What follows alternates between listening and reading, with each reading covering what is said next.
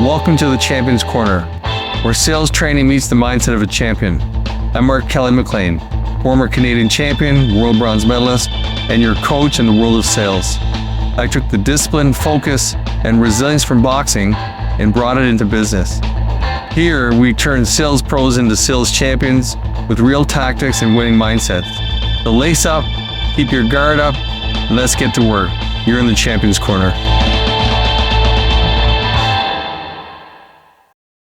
Hello everybody, Mark Kelly McLean here, and welcome to round 3, footwork and positioning. All right, let's get into this one because, round 3, it's one of my favorites and one of the most overlooked parts of both boxing and sales.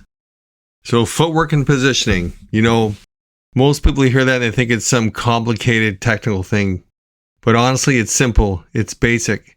And it's very foundational to almost everything. In boxing, bad footwork gets you knocked out. In sales, bad footwork gets you lost. You're chasing, reacting, and playing from behind. So let's break this down in a real practical way.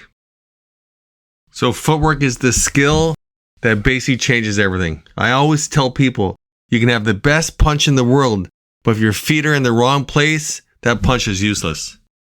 And sales is no different.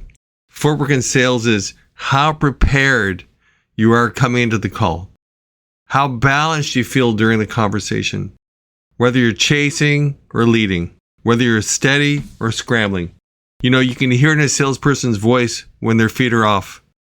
They start talking faster. They start over-explaining. They lose their ground. It's just not good.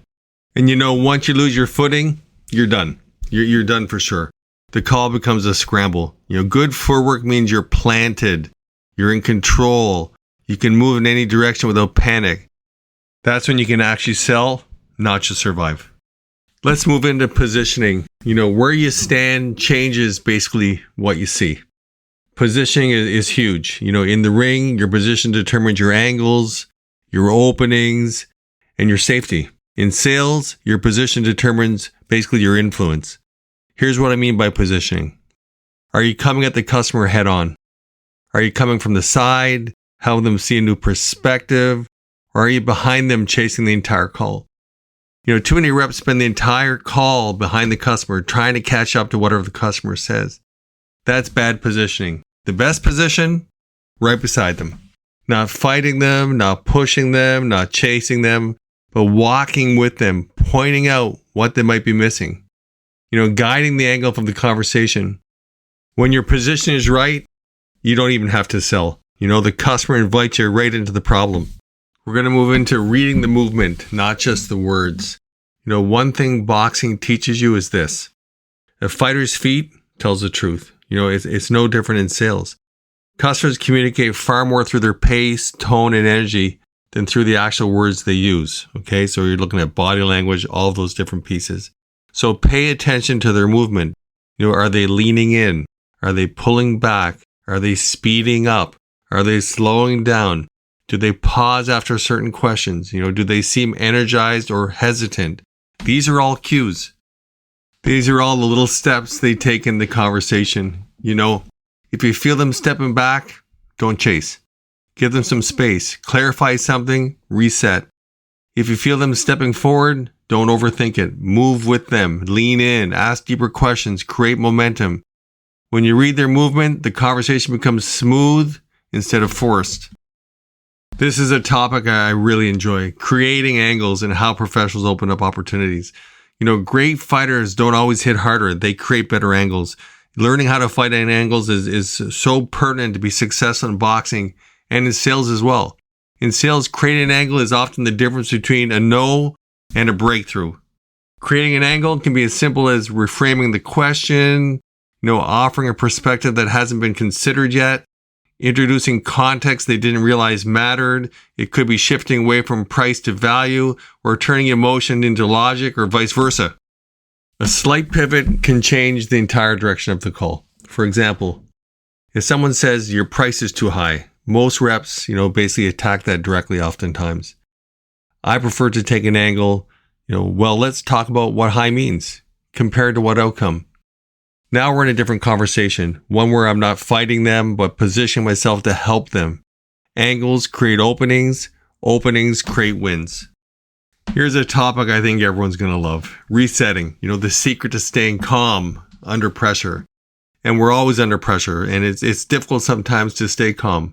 But let me say this very clearly. You're going to get off balance in sales. It's going to happen. We've all been through it, I'm sure. Doesn't matter how good you are. A surprise objection hits you. A budget gets cut. A decision maker joins late. A customer throws something sideways at you. Everyone gets caught leaning. It just happens, okay? We get thrown off guard sometimes. The difference between the average rep and the pro is simple. The pro resets. They take a breath. They steady themselves. They get back into position. They ask a grounding question. They return to curiosity instead of fear. That reset is everything, okay? When you're calm, the customer feels safe. When you're frantic, the customer retreats. Resetting your stance mentally is just as important as resetting physically in the ring. I'm going to close round 3 down with footwork and positioning control the pace. If I had to sum up round 3 in one idea, it's this. Footwork creates opportunity. There's no doubt. Positioning creates perception, and together they control the pace. When you control the pace, the customer feels guided, not pressured. You feel confident, not reactive. The whole conversation changes. Most people try to win in sales and with a big knockout punch, the close, the pitch. But champions win with their feet long before they win with their hands. You fix your stance, you fix your movement, you fix your positioning, and suddenly everything becomes easier. That's it for this segment. I hope I see you in round 4.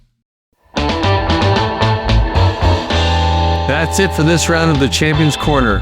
If you're serious about leveling up, head over to markkellymclean.com and join my free VIP club.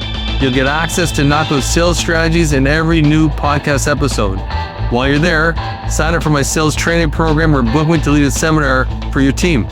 I'm Mark Kelly McLean. Stay sharp, stay hungry, and I'll see you in the next episode.